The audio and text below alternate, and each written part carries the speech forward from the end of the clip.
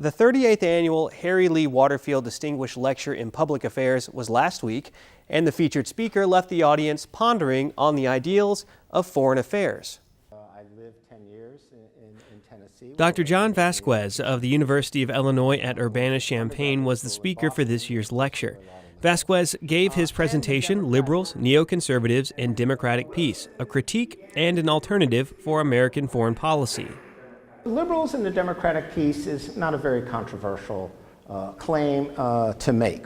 What I want to suggest, though, that the neocons or neoconservatives also adhere to this particular theory. Students, faculty, and staff of the university, as well as members of the community, attended Vasquez's discussion of his research on democratic peace, the ideal that foreign relations are peaceful with democracies. I tried to look at some of the theoretical and academic bases of American foreign policy.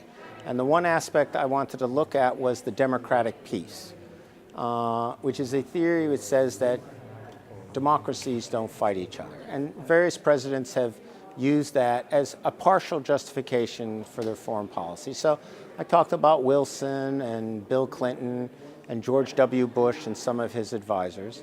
Vasquez also discussed the concept of joint democracy.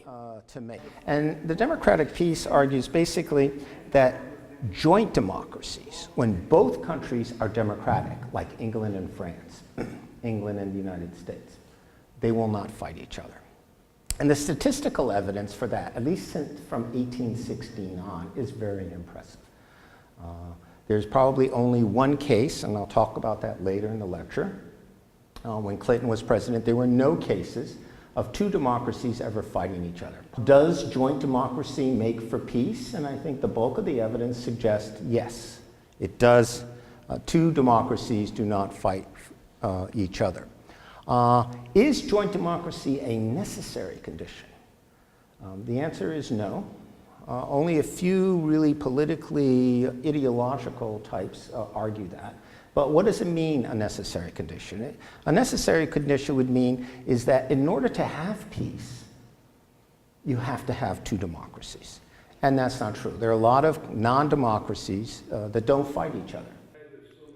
The son of the late Harry Lee Waterfield, for whom the lecture series is named, said he enjoyed Vasquez's lecture and the ideals he proposed. I thought it was terrific. Very timely with all that's going on in the world today, and I think everybody really got a good view of kind of how disputes arise or maybe can be settled in some ways, and some are practically unsettable, I guess.